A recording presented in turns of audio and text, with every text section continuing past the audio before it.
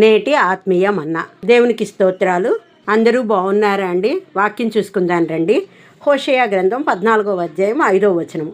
చెట్టునకు మంచు ఉన్నట్లు నేను అతనికి ఉందును, తామర పుష్పము పెరుగునట్లు అతడు అభివృద్ధి నొందును. మంచు చెట్లకు ఎలా జీవాన్ని ఇస్తుందో అలా దేవుడు ఇజ్రాయేలీలకు లేదా నీకు నాకు జీవాన్ని పోషణను అందించేవాడిగాను, తామర పువ్వు అందంగా శక్తివంతంగా వికసించినట్లుగా మనము అభివృద్ధి చెందుతాము అని ఈ వచన భావము. మనము చెట్టుగా ఉన్నట్లయితే ఆయన మంచుగా ఆవరించి ఉంటానని తెలియచేస్తున్నారు. ఆయన పరిశుద్ధుడు గనక ఆయనతో బంధం కలిగిన వారు కూడా హిమము వలె పవిత్రత కలిగి పరిశుద్ధంగా ఉండాలి. సమాధానకర్తయ్య దేవుడే మనలను సంపూర్ణంగా పరిశుద్ధపరుస్తాడు. ఆయన మనల్ని తామర పుష్పం వలె బలముగా ఎదిగేడు వారముగా ఆశీర్వదిస్తారు. ఆయన యొక్క ఆశీర్వాదములు మనం పొందుకోవాలి అంటే ఏ విధమైన జీవన విధానము కలిగి ఉండాలో విపులంగా చూసుకుందామండి. బైబిల్ గ్రంథంలో చూసినట్లయితే యోసేపు, దావీదు, దానియేలు ఆశీర్వదింపబడిన వారిగా చూస్తాము. అదేవిధంగా మోషే ఇజ్రాయేలీలను బానిసత్వం నుండి విడిపించి సీనాయి అరణ్య మార్గంలో నడిపించుటకు దేవునిచే ఏర్పరచబడిన నాయకునిగా చూస్తాము.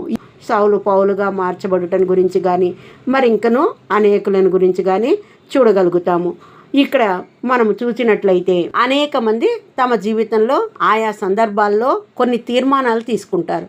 ప్రతిరోజు 1 గంట ప్రార్థన చేస్తానని, బైబిల్లో 3 అధ్యాయాలు చదువుతానని, క్రమం తప్పకుండా ఉపవాసం ఉంటానని, అబద్ధాలు చెప్పనని, పాపిష్టి పనులు చేయనని ఇలా అనేక తీర్మానాలు తీసుకుంటారు.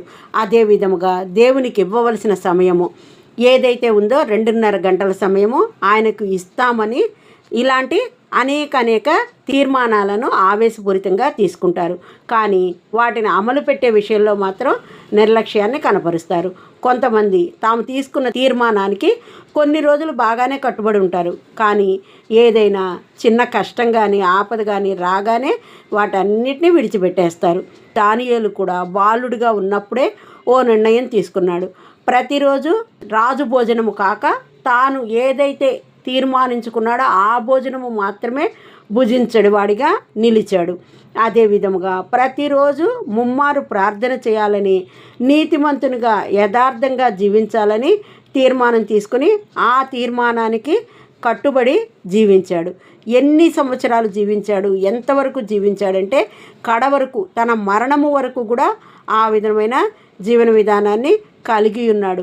దానియేలును సింహాల బోనులో వేసినప్పటికీ, తనని ఎంతగా బాధించినప్పటికీ తాను తీసుకున్న తీర్మానానికి కట్టుబడి ఆ తీర్మానాన్ని కొనసాగించాడు. ప్రార్థన చేస్తే సింహాల బోనులో వేస్తారని తెలిసినా కూడా ఆ విధమైన శాసనం ఆ రాజ్యంలో ప్రకటింపబడినదని తెలిసి కూడా అతడు తన ఇంటికి వెళ్ళి యథాప్రకారంగా అనుదినము ముమ్మారు మోకాళ్ళుని తన ఇంటి పైకది కిటికీలు యెరూషలేము తట్టునకు తెరవబడి ఉండగా తన దేవునికి ప్రార్థన చేయుచు ఆయనను స్తుతించుచు వచ్చాడు.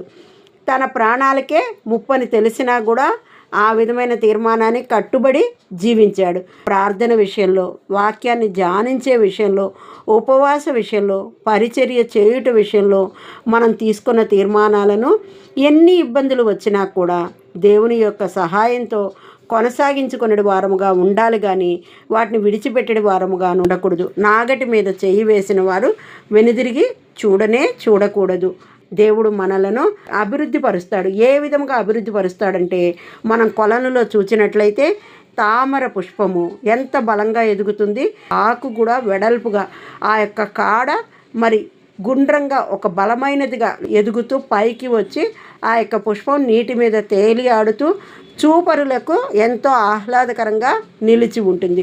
నేటి దినాలలో ఈ యొక్క ప్లాస్టిక్ కవర్స్ వాడకం పెరిగిపోయింది కానీ పూర్వపు దినాలలో ఆ యొక్క తామర ఆకులను అనేక విధాలుగా నిత్య జీవంలో ఉపయోగించుకునే వారిగా ఉండేవారు. తామర పుష్పాలను తీసుకుని వాడుకునే వారిగా ఉండేవారు. అంతటి ప్రావీణ్యత కలిగిందా తామర పుష్పం. ఆ యొక్క తామర పుష్పం ఎంతగా అందంగా శక్తివంతంగా వికసించి ఆహ్లాదపరుస్తోందో అదే విధముగా నీవును నీ యొక్క తీర్మానాలకు లోబడి పవిత్రత కలిగి పరిశుద్ధత కలిగి దేవుని ఆజ్ఞలను అనుసరించి నడుచుకునేటి వారిగా ఉన్నట్లయితే నిన్నును దేవుడు ఆ విధముగా అభివృద్ధిపరచగలవాడు. ఇజ్రాయేలీలు ఎంతగా వారు దేవుని శోధిస్తున్నప్పటికీ కూడా వారి పక్షముగా దేవుడు తన తీర్మానాన్ని నెరవేర్చుకున్నాడు. వారిని చేర్చవలసిన వాగ్దత్త దేశానికి చేర్చాడు. అదే విధముగా మరి నిన్ను నన్ను తప్పక అభివృద్ధిపరుస్తాడు. నిన్ను నన్ను అభివృద్ధిపరచడం అనేది దేవునికి అసాధ్యమైతే కాదు కదా. ఏమైనా చేయగలవాడు ఆయన, మన జీవితాలను మార్చగలిగిన వాడు ఆయన.